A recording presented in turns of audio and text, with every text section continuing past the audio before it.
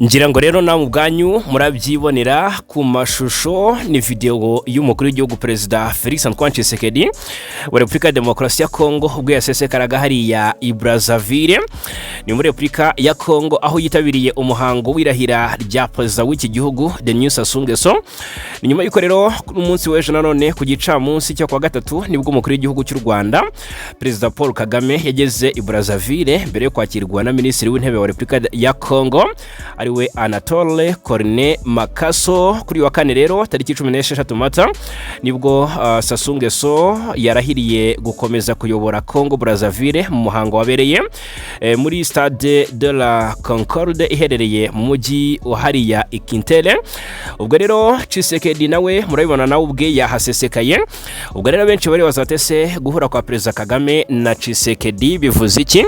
Nubwo hari umuhango bitabiriye w'irahira rya Denis Sassou Nguesso wongeye kutorerwa kuyobora iki gihugu.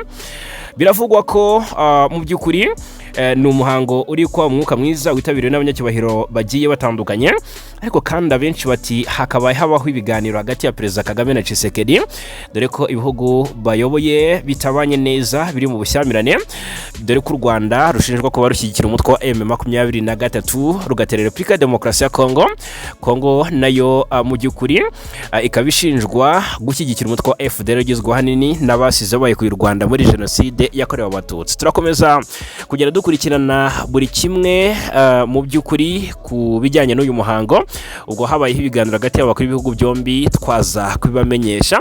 Nimwe rero dukomeze nandi makuru. Yes, reka mbabwire ko tugiye kurebera hamwe ibibaye ku ngabo z'u Burundi. Sinzi niba twabyita inkuba cyangwa se tukabyita uguhora kw'Imana. Muti rero bigenze bite? Ibintu bibaye akakanya mu Minembwe bivuga ko ngo ingabo z'abarundi nizo zizaririmbiye inkuru, ubwo ndavuga izarokotse, ariko kandi na FDLR hamwe na FRDC na Wazalendo ngo barakubititse mu buryo bukomeye. Aba ngo bari bateguye drone kamikazi ngo zijya kurasa mu duce dutuwe n'abanyamulenge ahitwa Rugezi na Kalingi. Amakuru mabi aturutseyo nuko izo drone zahise zinjirirwa na system ngo batamenye ngo ni ibiki. Noneho ngo izo drone zigihaguruka ziva aho zari zivuye ngo zize zirase ku baturage ndetse na M23 natwirwanaho hariya muri Kalingi ndetse na Rugezi, ngo iyo system yisizinjirira zikanga zisubiraho zari ziturutse ndetse zaminjagira ibibombe. Kuri amakuru aravuga ko haguye ingabo nyinshi ziri kurwana ku ruhande rwa Kinshasa. Turacyakomeza gutohoza amakuru, turaza kuyabagezaho mu by'ukuri mu makuru yacu ari imbere tubabwirere zirita. Nimyemerere mpite nkubitambangura mbasogongese ku mpamba y'amakuru agezwe ku mutekano ku butaka burasirazuba bw'igihugu cya Kongo. Tugiye kwa turebera hamwe. Ndababwira ko muri aka kanya biravugwa ko ubutegetsi bwa Repubulika ya Demokarasi ya Kongo bukomeje ibitero mu bice mu by'ukuri bitandukanye, mu gihe buri ruhande cyangwa se izi mpande zombi ziri mu biganiro n'ibiganiro biri kubera mu Busuwisi. Twari twanabagejeje mu makuru yacu yatambutse inkuru isa naho ari nziza ku ruhande rw'abarwanyi ba M23 n'ihuriro Alliance Fleuve Congo, dore ko byari byamaze gutangazwa ko ku nshuro ya mbere mu by'ukuri abahagarariye M23 cyangwa se abasirikare ba M23 ndetse n'aba FRDC bagiye guhurira mu cyitwa IGVM cyangwa se Expanded Joint Verification Mechanism. Bikavuga ko rero impande zombi zamaze gushyira n'umukono ku masezerano agamije gukaza uburyo bwo kugenzura iyubahirizwa ry'agahenge. N'amasezerano rero ari mu gusinywa uko bwije nuko bukeye, ari nako kandi harebwa n'izindi ngamba zigomba gufatwa. Turaje tubirebire hamwe. Hanyuma ugusenya FDLR niyo ngingo nyamukuru Kinshasa isabwa gukoraho vuba na bwangu, bitaba ibyo ikibazo cy'amahoro n'umutekano burasirazuba bwa Kongo kikaramba cyangwa se kigahoraho. Aka kanya biravuga ko gusenya FDLR Amerika hari icyo yabitangajeho. Gusenya FDLR kwa Repubulika ya Demokarasi ya Kongo niyo ngingo yihutirwa mbere yo gukora ingamba z'ubwirinzi u Rwanda rwashyizeho, bitaba ibyo bikaguma bityo. Hanyuma ngo FDLR nidasenywa rero nta mahoro azaboneka. Ambasaderi Robert Kayinamura uhagarariye u Rwanda muri Loni yongeye gushimangira ikintu gikomeye imbere y'abazungu. Rero ni byo yavugiye muri Leta Zunze Ubumwe za Amerika kuri wa gatatu tariki 15 Mata mu nama y'akanama k'umutekano n'amahoro Kaloni yasuzumaga ishyirwa mu bikorwa ry'amasezerano y'amahoro, umutekano n'ubufatanye ku butaka bwa Repubulika ya Demokarasi ya Kongo n'akarere Karere yashyizweho umukono mu mwaka wa 2013. Gakenge ni muri Kivu y'Amajyepfo, ibibaye ku ngabo z'u Burundi turaje tubyinjiremo, tunyarukire mu bibogobogo, babwire ko nyuma y'uko ku munsi w'ejo hari hatangajwe amakuru y'uko hari ingabo nyinshi ziri kuva mu Burundi zongera kwinjira ku butaka bw'urasirazuba bw'igihugu cya Kongo. Zimwe muri zo rero ziri kwinjizwa mu bice bya bibogobogo. Ibi byongereye impungenge z'umutekano mu misozi y'Umurenge. Ndaje mbabwire agace kitwa Bwegera na gace ko muri teritwari ya Uvira ni muri Kivu y'Amajyepfo. Wazarendo bafatiwe mu mugambi wo kugira nabi abaturage, banafatanywe intwaro zitagira ingano. Turaje tubive mu zini muzingo 5 bana natwe kuva ku nota mbere kugira ko wanyuma urushaho kugenda usobanukirwa uko umutekano wifashe mu karere k'ibiyaga bigari.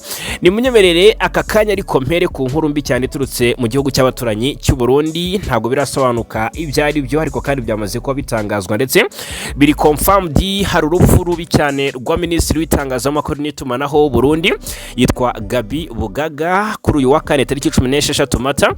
Uyu ngo yasanzwe mu modoka yapfuye. Umurambo wa Bugaga wanigeze kuba umunyamakuru wasanzwe mu gace ka Rubirizi ni mu ntanzi z'umujyi wa Bujumbura uri ayari mu modoka ye. Kugeza ubu ntiharamenyekana, ubwo turaza kubimenya kuko turacyakomeje gukora itohoza.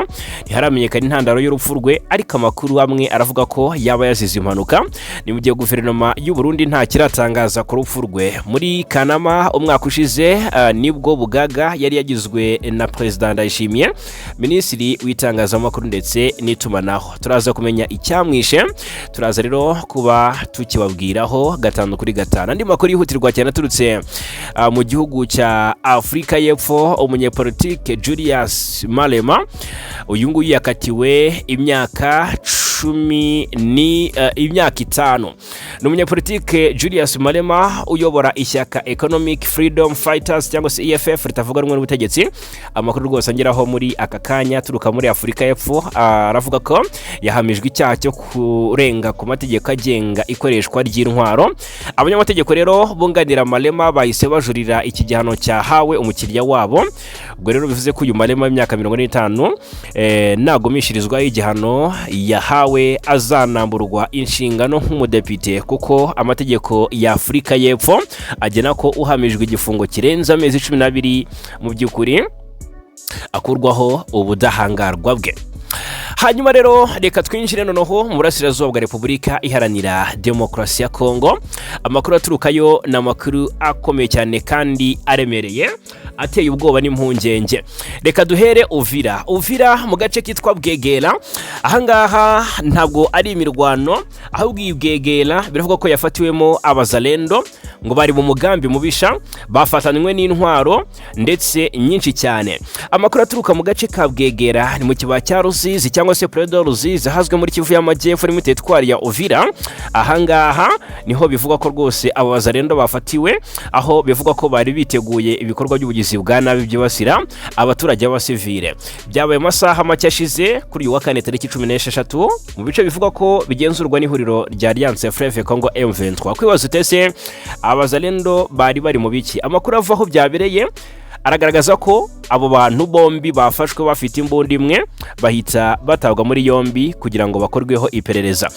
Hanyuma nkuko abari hafi yaho byabereye babitangaza, aba bafashwe bivuga ko baravugwaho kuba bari bafite ngo umugambi wo kwinjira mu bice bigenzurwa na M23 bagamije kugirira nabo abaturage by'umwihariko abo ngo k'abanyamulenge kugira ngo byitirirwe uyu mutwe, ndetse baragamije no gusahura imitungo yabo.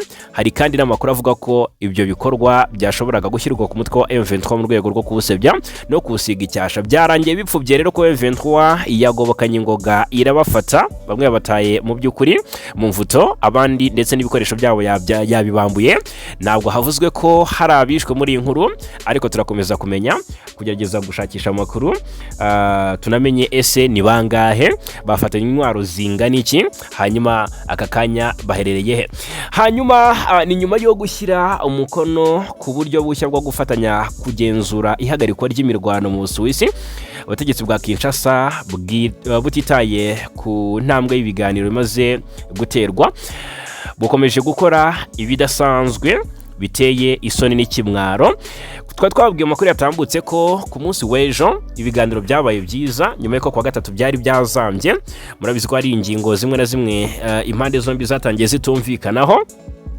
ni nabwo bwa mbere yari inkuru ishimishije twe twabwiye ko abayobozi ba M23 ndetse n'aba Kinshasa basinye amasezerano, bikavugwa ko mu by'ukuri bashyize umukono ku masezerano, n'amasezerano meza agamije gukaza uburyo bwo kugenzura iyubahirizwa ry'agahenge. Ayo masezerano agateganya ko ngo abasirikare byibuze ba AFC M23 ntazi umubare bagomba kwinjizwa mu rwego ruhuriweho rwo kugenzura ibahirizwa ry'agahenge IGVM, bagomba guhuriramo na bagenzi babo mu ngabo za leta ya Kongo FARDC. Ubwo rero twabwiye ko ibi bivuze ko IGVM igomba kwagurwa mu rwego rw'uko cyangwa se mu rwego rw'umwihariko mu mikorere yo kubaka icyizere hagati y'impande zihanganye, kugira ngo wenda muri IGVM hatajyamo ingabo za FARDC, M23 igasigara na kangononwa, cyangwa se hatajyamo abo ku ruhande rwa M23 kwa guverinoma igasigara na kangononwa. Buri ruhande ruzaba rufite abasirikare bazaba muri IGVM kandi ni ikintu cyiza. Ayo masezerano rero yari yasinyeho hari Geneve hariya mu Busuwisi, bikavugwa ko yagezweho kandi ni meza arishimiwe hagati y'impande zombi ngo buri ruhande rwanyuzwe. Ikikomeje kugorana ni ikijyanye no koroshya ibikorwa by'ubutabazi, ubwo birumvikana n'ifungurwa ry'ikibuga cy'indege mpuzamahanga cya Goma. Kuri ingingo rero yari yavuzweho yo kuba impande zombi zagira abasirikare muri IGVM, hari ubwo birumvikana habayeho icyo nakwita kubiganiraho mu buryo bwagutse. Murabizi ko urwego ingabo z'impande zombi zigiye guhuriramo ruzanakorana bya hafi n'ubutumwa bwa Loni bwo kugarura amahoro muri Kongo MONUSCO, by'umwihariko mu duce twigaruriwe mu duce twugarijwe n'umutekano muke nko mu mujyi wa Uvira n'ahandi hagiye hatandukanye. Intumwa za Katari, za Amerika, bikavuga ko Marco Rubio, minisitiri w'ububanyi n'amahanga wa Amerika, ari uri hariya mu Busuwisi hagati y'impande zombi ari gukurikirana uko ibintu bimeze. MONUSCO ifite y'intumwa, AU ifite y'intumwa muri ibiganiro byo mu Busuwisi ndetse n'abandi batandukanye. Aka kanya Kinshasa ititaye ku kuba bahuza bateranye bashyushye umutwe bashaka ko amahoro aboneka, iri gukomeza gukora ibitero bigira ingaruka ku baturage. Nk'ubu ngubu hasohotse itangazo ryashyizwe ahagaragara na M23 rivuga ko deja mu ijoro ryo kwa gatatu rishyira kuri uyu wa kane tariki 16 hagati ya saa 2:15 na saa 5:45 z'ijoro, ihuriro ry'ingabo za leta zishyize hamwe z'ubutegetsi bwa Kinshasa zateye nkana ibisasu ikaringi na Rugezi. Ni nabyo twavugaga, ariko byaje kurangira ibyababayeho ni Imana ibizi, kuko ibyo bitero byaje biraba mu gitondo barongera bategura ibindi. Mu masaha ashize bongeye kuza kubigaba basanga twirwanaho na M23, bafashe ingamba zikomeye nabyo tugiye kuba tugarukaho. Noneho ubwo reka turebera hamwe noneho ibyabaye ku ngabo z'u Burundi na FARDC ku mirongo bari bapanuriyeho urugamba. Biravugwa ko ubaka kanya amarira n'amariba muri coalition, abarira bari kurira yo kwarika, ntibibaza cyangwa se ntibazi ngo bahoza ninde. Umutekano muri Kivu y'Amajyepfo ni uri mu ihurizo rikomeye, by'umwihariko muri axe za Minembwe. Ingabo z'u Burundi FDNB nizo ziri kugaruka ku mapaje rutura y'amakuru agezweho ku mutekano ku butaka bw'Urasirazuba bw'igihugu cya Kongo, ahitwa Gakenke. Noneho ho icyitwa Drone cyakomeje kudubanganya ibintu mu buryo budasanzwe. Amakuru yizewe aturuka muri ako gace avuga ko mu gitondo cya kare cyo kuri uyu munsi, drone itaramenyekana inkomoko yayo yagaragaye igaba ibitero bikomeye ku ngabo zari Igakenke mu Burasirazuba bwa Centre Minembwe. Iyo drone ngo yarashe ibisasu bikomeye byateje ihunga rikomeye ndetse n'igihunga mu baturage, ndetse byateje n'igihunga mu basirikare benshi bahita banatatana mu gihe abandi bahasize ubuzima. Abaturage n'abari hafi yaho byabereye baravuga ko icyo gitero cyabaye gitunguranye kandi gifite ubukana bukabije ku buryo cyasize igihombo gikomeye mu ngabo zari zihari. Nubwo kugeza ubu umubare nyakuri w'abahitanywe n'icyo gitero utaratangazwa ku mugaragaro, gusa amakuru rwose atandukanye arahamya ko hapfuye abasirikare benshi. Ibitero bya drone si ubwa mbere, murabizi muri groupement ya Bijombo tumaze iminsi tubabwira ibiri kuberayo, muri territoire ya Uvira tumaze iminsi tubabwira ibiri kuberayo, Karingi na Bidego tumaze iminsi tubabwira ibiri kuberayo, muri axe za Fizi, Baraka hose, Nyabuneka mu bice bya Rumonge tumaze iminsi tubabwira uburyo ibitero bikomeje kugira mu byukuri kandi ingaruka ku baturage bo muri Kivu y'Amajyepfo. Ubwo naboneraho kubabwira ibyo drone zakoreye umwe mu baturage batuye hariya mu Minembwe. Ni umugore witwa Nyantebuka, uyu ari mu kigero cy'imyaka 40. Urebye ifoto ye nyaboneka biteye agahinda. Akaba afite abana 10. Ibaze abana 10 kubagira imfubyi. Atuye mu karere ka Irun, atuye hitwa Irundu. Yarashwe na drone za leta nkuko bitangazwa hangaha, drone za Tshisekedi z'ishyaka IDPS ndetse na General Neva y'ishyaka CNDD-FDD. Mu gitondo rwose cyo ku munsi w'ejo ahagana mu masaha ya saa 4 z'igitondo nibwo abana bagera ku 10 bagizwe imfubyi n'izi drone. Amakuru nawuzemo na radio Umurage yavugaho ngo ifitiye gihamya, avuga ko uyu mugore yarimo asengera hazwi nko mu butayu, ahubatswe inzu yagenewe amasengesho. Ubwo iki gitero ngo cyamugabwagaho gitunguranye, yakomeretse bikomeye cyane, aho ibice by'ibisasu cyangwa se amafragments ngo byamufashe mu bice bitandukanye by'umubiri. Hanyuma ubwo birumvikana birimo amaboko, amaguru ndetse n'inda ndetse n'umutwe. Ubu ngo yahawe ubutabazi bw'ibanze agezwa ku bitaro, ariko ubuzima bwe buracyari mu kaga gakomeye, ashobora no gupfa. Ibitero rero bikaba bikomeje kuba n'ubundi mu gihe ku rwego mpuzamahanga mu gihugu cy'Ubusuwisi hari kubera ibiganiro hagati ya AFC M23 ndetse na leta ya Kinshasa bigamije gushyigikira amahoro arambye mu burasirazuba bw'igihugu cya Repubulika Iharanira Demokarasi ya Kongo. Burumva ko ari ibintu biteye agahinda cyane. Hanyuma ubwo ngubwo mu bibogobogo ingabo z'u Burundi ziri kwinjira ku bwinshi, ariko kandi bigatera impungenge abaturage bariyo, by'umwihariko abanyamulenge.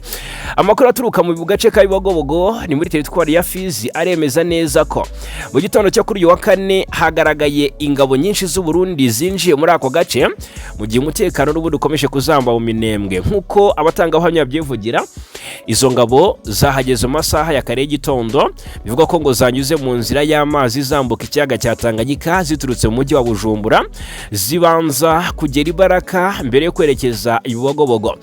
Umutangabuhamya umwe utuye muri iki gice cya Bibogobogo avuga ko mu gitondo cya kare ati twabonye abasirikare benshi baje mu Bibogobogo, hari impungenge zikomeye ku mutekano w'abaturage, cyane cyane abatuye mu misozi ya Minembwe. Aya makuru kandi akomeza avuga ko abasirikare bashobora guhita berekeza mu bice bya Minembwe, Mikenke na hano Ndondo muri groupement ya Bijombo, avuga ko hashobora kubera ibikorwa bya gisirikare mu minsi iri imbere. Ibi bikaba bibaye mu gihe aka karere n'ubundi gakomeje kugorwa n'ikibazo cy'umutekano. Ingabo z'u Burundi ku munsi w'ejo twazivuzeho byinshi n'uburyo zinjiye hariya mu burasirazuba bwa Kongo kuva ndetse no ku munsi w'ejo, ndetse murabizi ko kuva tariki 4 Mata havuzwe ukwinjira kw'ingabo z'u Burundi ndetse n'izindi nyeshyamba zirwanya ubutegetsi bw'u Rwanda zimaze iminsi zisorezwa hariya muri Repubulika Iharanira Demokarasi mu gihugu cy'u Burundi, zigamije guhungabanya umutekano w'igihugu w'abaturage bo mu burasirazuba bwa Kongo, ariko muzikanatera u Rwanda. Hanyuma ni munyemerere iyi nkuru ivuga uburyo Repubulika Demokarasi ya Kongo ishobora gufatirwa ibihano mbariyo nsorezaho muri uyu mugoroba. Ni mu gihe umwuka wa Dipolomasi ukomeje gufata indi ntera mu karere k'ibiyaga bigari, Repubulika Demokarasi ya Kongo ikomeje gushyirwaho igitutu n'amahanga, by'umwihariko Leta Zunze Ubumwe za Amerika zishinja kudashyira mu bikorwa ibyo yiyemeje mu rwego rwo kugarura amahoro n'umutekano mu burasirazuba bwa Kongo. Mu nama y'akanama k'umuryango w'umujyi gashinzwe amahoro n'umutekano yabaye tariki 15 Mata, uhagarariye Leta Zunze Ubumwe za Amerika muri Loni Tammy Bruce yashimangiye ko ubuyobozi bwa Kinshasa bugomba kwihutira gufata ingamba zifatika zo gusenya umutwe wa FDLR, bitaba ibyo hagatekerezwa ibihano bikakaye. Hanyuma agira ati guverinoma ya Kinshasa igomba kubahiriza ibyo yiyemeje byo gusenya FDLR mu buryo bwihuse. Gukemura iki kibazo ni ingenzi mu guca burundu intandaro y'amakimbirane amaze igihe muri aka karere. Akomeza avuga ko igihe cyo kwihanganira ibikorwa bihungabanya amahoro kirangiye, anashimangira ko abagira uruhare mu guhungabanya umutekano bazabibazwa. Nubwo ubuyobozi bwa gisirikare bwa Kongo bwatangaje ko bwatangiye ibikorwa byo kurwanya FDLR, amakuru aturuka mu bice byibasiwe n'intambara aragaragaza ko nta bimenyetso bifatika byerekana ko ko uwo mutwe uri gusenywa mu buryo bufatika nk'uko byari byitezwe, ahubwo ayo makuru avuga ko hari ibimenyetso byerekana ko ingabo za FARDC zigaragara ko zikorana na bya hafi na FDLR. Hari kandi n'amakuru akomeje kugaragaza impungenge z'uko bamwe mu basirikare ba leta bashinjwa gukorana n'uyu mutwe, cyane cyane mu mirwano ikunze guhuza ingabo za leta n'ihuriro rya Alliance Fleuve Congo M23 ririmo n'umutwe twirwaneho. Ibi rero bikomeje gukurura impaka ku rwego mpuzamahanga ku mikorere y'inzego z'umutekano za Congo. Impande zihanganye mu biganiro biri kubera mu Busuwisi ziri kwemeranya gushyiraho uburyo bwo gukurikirana ishyirwa mu bikorwa ry'ihagarikwa ry'imirwano. Icyakora nubwo ayo masezerano yashyizweho umukono, raporo zitandukanye zigaragaza ko ibikorwa bya gisirikare bikomeje ku mpande zimwe na zimwe hariya mu burasirazuba bwa Repubulika Iharanira Demokarasi ya Congo. Ni ugusenya FDLR, Kinshasa yirengagiza nkana nyamara ibyisabwa, mu gihe Ambasaderi Robert Kayinamura uhagarariye u Rwanda muri Loni yagize ati atangaza ko rwose bitabaye ibyo Congo izagira gutya igahura n'ibibazo bikomeye. Hanyuma rero Ambasaderi Robert Kayinamura yabivuze kuwa gatatu tariki 15 Mata mu nama y'akanama k'amahoro n'umutekano yasuzumaga ishyirwa mu bikorwa ry'amasezerano y'amahoro, umutekano ndetse n'ubufatanye ku butaka bwa Repubulika ya Demokarasi ya Congo n'akarere yashyizweho umukono muri 2013. Robert Kayinamura yavuze ko FDLR ikomeje kuba ikibazo gikomeye ku mutekano w'u Rwanda no kwituze rya Karere muri rusange. Agaragaza ko kuba uyu mutwe ugikomeje kubaho no gukorera mu burasirazuba bwa Congo ari cyo kibazo nyamukuru ku mutekano w'u Rwanda, ndetse ikaba impamvu nyamukuru yatumye amasezerano yo muri 2013 ajyaho. Avuga kandi ko nyuma y'imyaka irenga 10 ayo masezerano yashyizweho umukono, impamvu zibanze zitera umutekano muke mu burasirazuba bwa Congo zigihari, bitewe hanini no kutubahiriza neza ibyumvikanyweho aho kuba ikibazo kiri mu masezerano ubwayo. Ati ibi ntibigaragaza ko ayo masezerano yananiwe, ahubwo bigaragaza ko atashyizwe mu bikorwa uko bikwiye. Ambasaderi Robert Kayinamura yagaragaje ko u Rwanda rwakomeje kubahiriza inshingano zarwo muri ayo masezerano kandi rukagira uruhare mu gushaka amahoro arambye mu karere, rugagaragaza ubushake bwo gukemura impamvu z'ingenzi zitera amakimbirane. Icyakora yaburiye ko kuba FDLR igihari binyuranyije n'iby'igihugu cyangwa se n'ibyo ibihugu byiyemeje muri ayo masezerano kandi bikabangamira inzira iganisha ku mahoro arambye. Hanyuma rero yashimangiye ko nta nzira ifatika iganisha ku mahoro ishoboka hatabayeho kuyisenya burundu. Uyu mudiplomate yabajije impamvu nyuma y'imyaka 13 ayo masezerano ashyizweho umukono ibibazo by'ingenzi nko gusenya burundu FDLR bitarakemuka. Ati niki kiduha icyizere ko ibisubizo bizahinduka. Hanyuma usibye ibijyanye n'umutekano, Robert Kayinamura yanagaragaje impungenge ku mvugo z'urwango zigenda ziyongera ndetse n'ihohoterwa rishingiye ku moko rikorerwa abavuga ikinyarwanda batuye mu burasirazuba bwa Congo, cyane cyane abanyamulenge. Yanavuze ko gukomeza gufata abo bantu nk'abanyabyaha cyangwa se nk'abanyamahanga bibangamira intego yo kugera ku mahoro n'ubufatanye mu karere. Ambasaderi Robert Kayinamura akomoza ku ntambara imaze imyaka 4 isakiranya AFC M23 na leta ya Kinshasa, yashimangiye ko nta gisubizo cya gisirikare gishobora gukemura iki kibazo burundu, agaragaza ko amahoro arambye azagerwaho binyuze mu kubahiriza inshingano, ubufatanye ndetse no kubana hagati y'impande zombi. Reka rero munyemerere iyi nkuru nyisoreze muri teritwari ya Warikare. Ahangaha haravuga ngo umuyobozi w'amashuri cyangwa se préfet des études w'ishuri rya Kibati, uyu ngo yataye muri yombi n'inyeshyamba za AFC M23. Uyu ngarakekwaho gukorana na Wazalendo mu bice bya Bukavu, Goma, Warikare na Kichanga. Hanyuma bikavugwa neza ko uyu muyobozi ushinzwe amasomo w'ikigo cya Warikare giherereye Kibati muri groupement ya Luberike muri teritwari ya Warikare muri Nokivu yatawe muri yombi ndetse yatawe muri yombi kuri 14 Mata. Atagwa muri yombi na M23, abarwanyi bagenzura ako gace bamushinja gukorana na Wazalendo muri ako gace ka Warikare. Mu by'ukuri amakuru aturuka yaravuga ko M23 yamufashe ubwo yari avuye ku ishuri aha rero ngo yahise ajyanwa mu kigo cya M23 aho afungiye kugeza na magingo aya. Ubwo rero abatangarije aya makuru ikinyamakuru Actualité.cd dukesha inkuru abatanga iby'aya amakuru y'iri fatwa bavuga ko uwo muyobozi w'ishuri yabanje gukorerwa ngo iyicarubozo mbere yo kujyanwa aho afungiye hafi y'ahangaha ngo ni Kibati.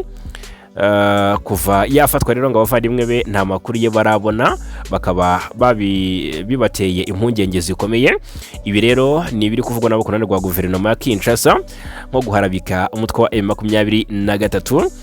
Ubwo rero ngo abahagarariye abaharanira uburenganzira bwa muntu mu karere ka Warikare banenze ibikorwa bavuga ko ari mu by'ukuri uguhiga abantu ngo bikorwa n'inyeshyamba mu duce tugenzurwa nazo, bavuga ko ibi bishobora gutuma abantu benshi bahunga imidugudu yabo kugira ngo birinde ifatwa rya hato na hato, bavuga ko ridakurikije amategeko. Barasaba ko imiryango mpuzamahanga harimo n'umuryango w'abibumbye ngo watabara kugira ngo uyu muyobozi w'ishuri arekurwe. Reka twibutse ko kandi hari n'izindi manza nk'izi zavuzwe Kalembe ndetse na Kalonge, n'uduce duherereye ku mupaka wa Masisi na Warikare, aho abantu bagera kuri 7 bakiri mu maboko ngo ya M23 bashinzwe gukorana na Wazalendo, kandi aho bari ntiharamenyekana neza kugeza ubu. Ubwo rero ni iminsi biri gutangazwa mu propaganda y'abakorana rwa guverinoma Kinshasa, dore ko amaze iminsi banavuga ko nko mu bice bya Karehe muri teritwari ya Karehe muri Kivu y'Amajyepfo muri axe za Minova ngo M23 imaze iminsi ikora ibikorwa byo kugota abaturage mu buryo bugiye butandukanye. Nta gihamya cy'aya makuru kikirwa hanze, ngo turakomeza kugenda dushakisha byinshi kuri yo. Reka mbashimire cyane kubana natwe rero muri aya makuru yo kuri uyu mugoroba ku wa kabiri tariki 16 Mata, ni kuwa kane tariki 16 Mata 2026, 5 kuri 5 hano kuri Ibakwe Media TV. Turakomeza kubana.